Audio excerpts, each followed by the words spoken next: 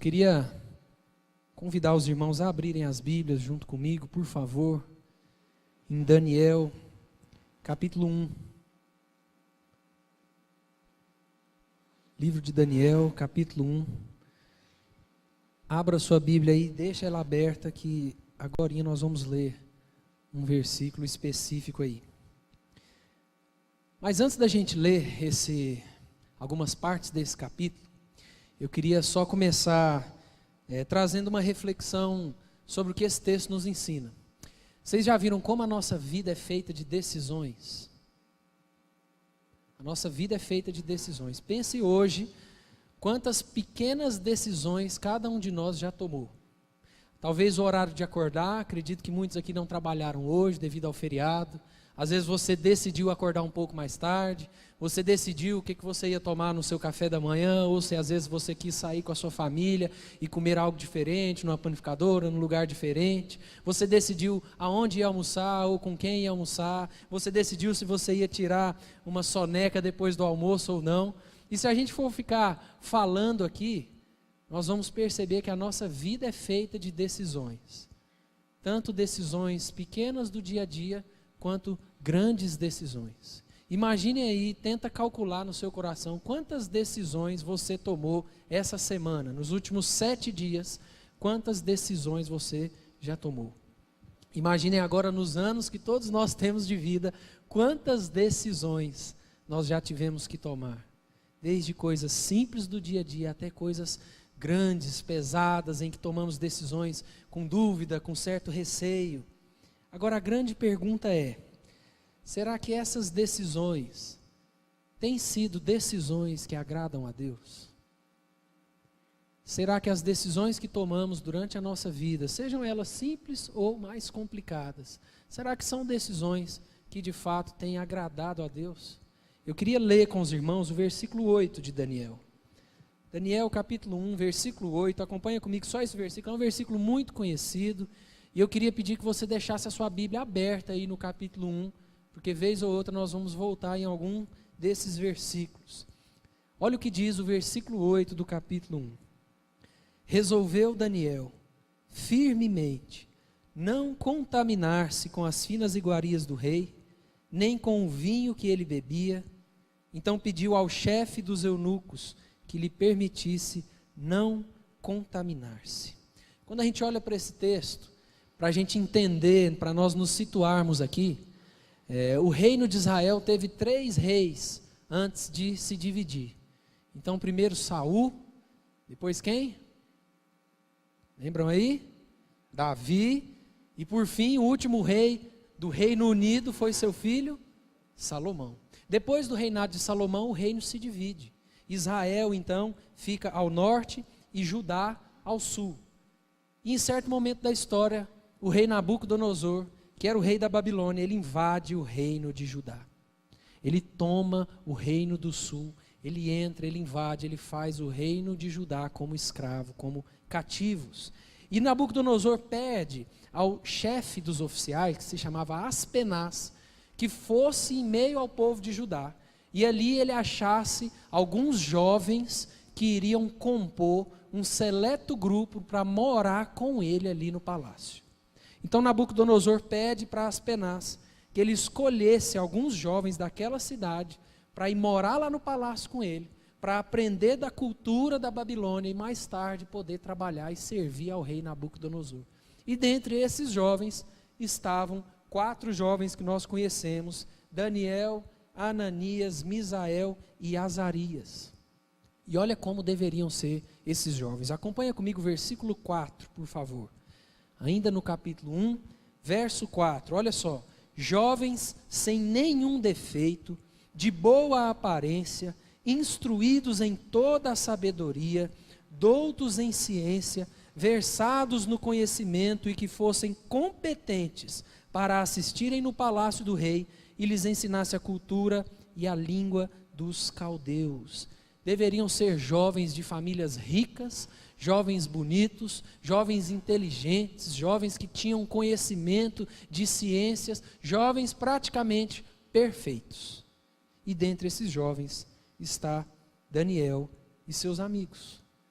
E esses jovens então são levados para o palácio, para que ali eles pudessem aprender da cultura da Babilônia, para que eles pudessem comer das comidas do próprio rei, para que eles pudessem assimilar uma cultura e um conceito diferente de vida do que eles estavam acostumados. E aí o combinado de Nabucodonosor com os seus servos é que esses jovens ficariam 3 anos em teste. 3 anos, aprendendo da cultura, assimilando tudo aquilo, e no final de 3 anos, Nabucodonosor iria provar esses jovens e ver se eles tinham condições de servir ao rei ali no palácio.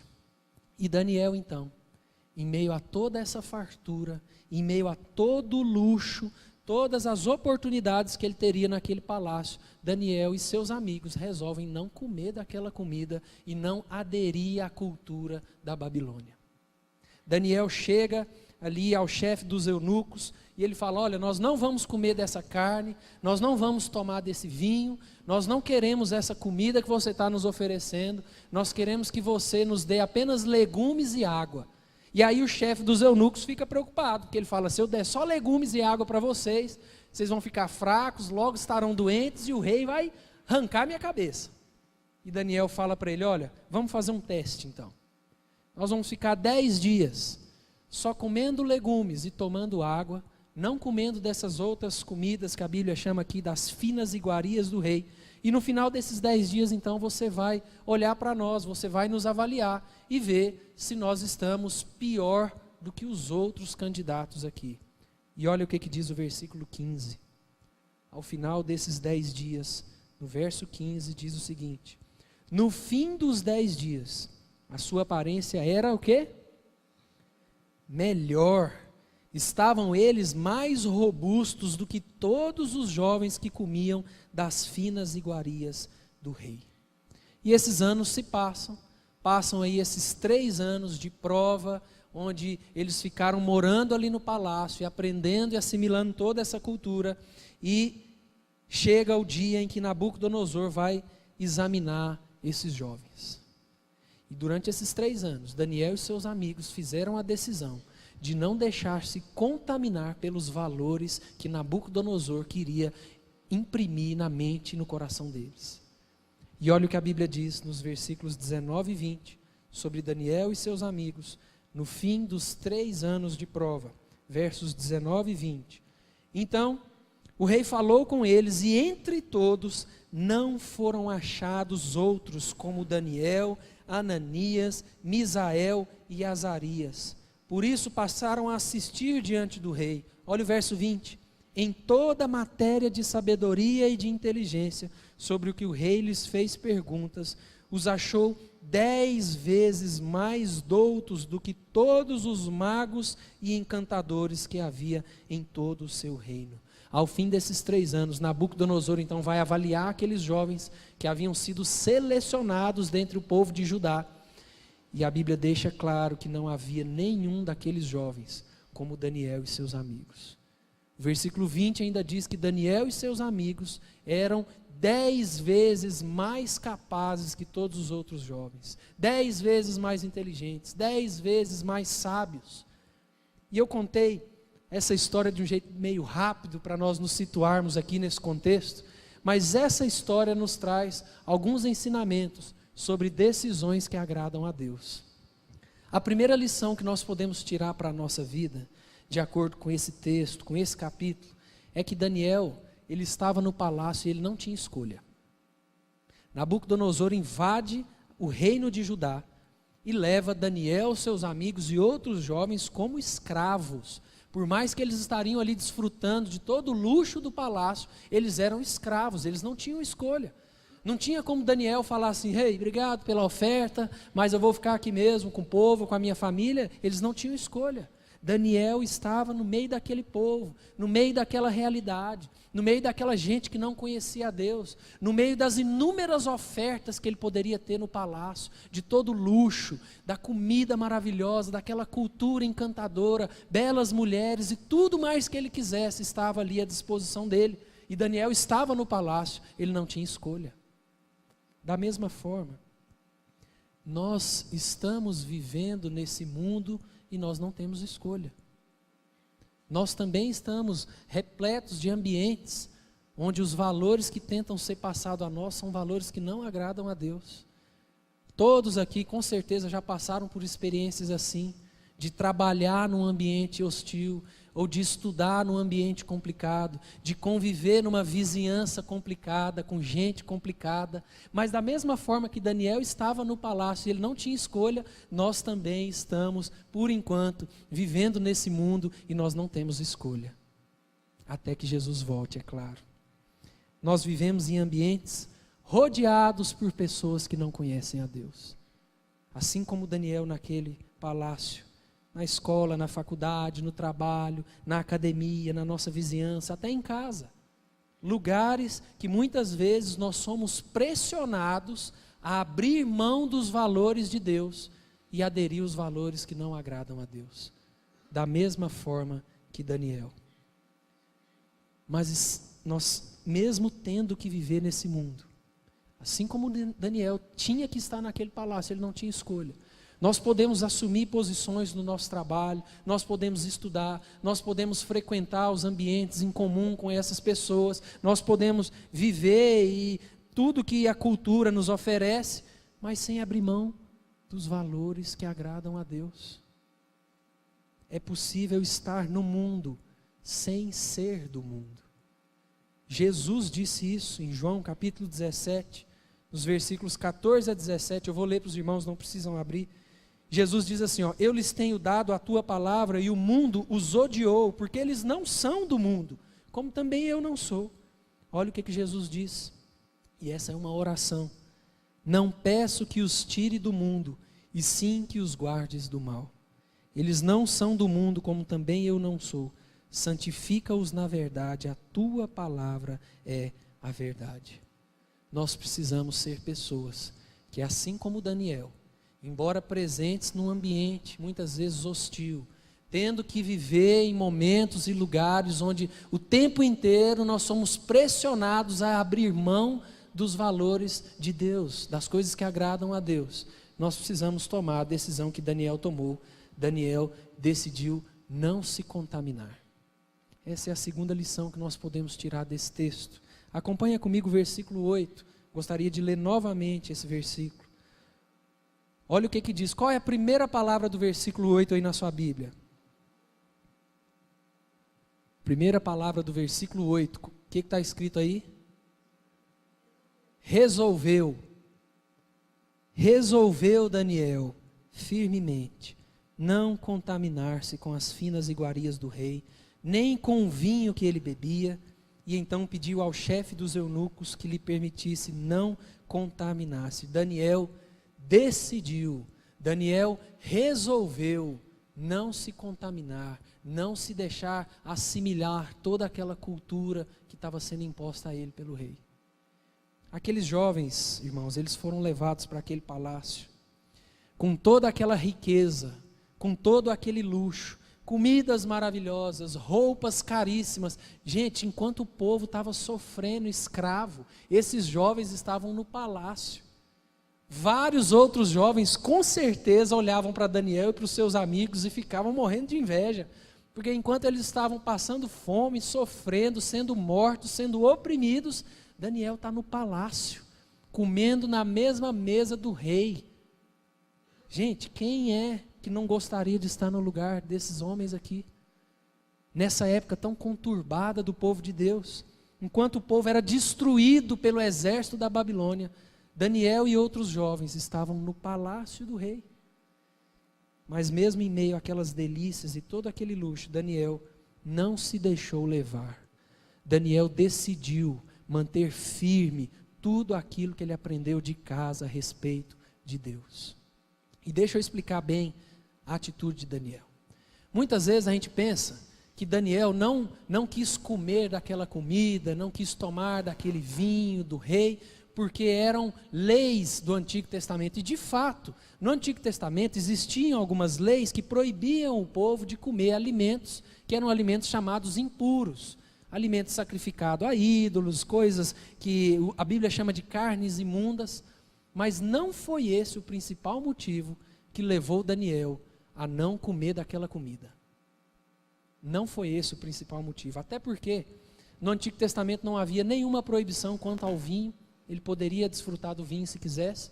E nada garantia também que os legumes que eram oferecidos a ele e seus amigos não eram sacrificados a ídolos. Provavelmente eram também. Mas Daniel entendeu aonde o rei Nabucodonosor queria chegar. Daniel entendeu qual era a estratégia de Nabucodonosor. O rei Nabucodonosor queria acabar com o povo de Deus. Ele queria que o povo de Deus fosse morrendo e que a sua cultura sumisse. Nabucodonosor queria acabar com o povo de Israel. E não existe estratégia melhor para acabar com o povo quando Nabucodonosor pega os jovens mais preciosos e entra com uma estratégia de tirar a cultura do povo de Israel, daqueles jovens. Não existe estratégia melhor do que tirar de um povo a sua cultura, os seus rituais, a sua tradição, a sua religião. E Daniel entendeu isso. E é por isso que, numa forma de mostrar para o rei que ele não ia ceder, ele fala: eu não vou comer dessa comida, eu vou me manter firme.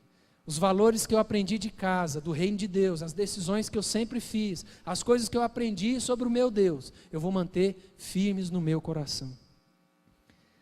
Nabucodonosor queria lhes dar ali comida excelente, riqueza, status, fartura, uma nova educação, educação de ponta, para que o povo de Deus sumisse do mapa, sumisse da face da terra. Mas Daniel entendeu isso. Calvino comenta esse texto, e eu queria ler o comentário dele para os irmãos. Calvino diz assim: sabemos quão facilmente podemos ser enganados, especialmente quando somos tratados de maneira diferente. E a experiência nos mostra o quanto é difícil manter nossas cabeças no lugar em meio à riqueza. Daniel tomou aquela decisão para que ele e seus amigos não assimilassem a cultura da Babilônia, não se deixassem levar, para não correr o risco de pecar contra Deus.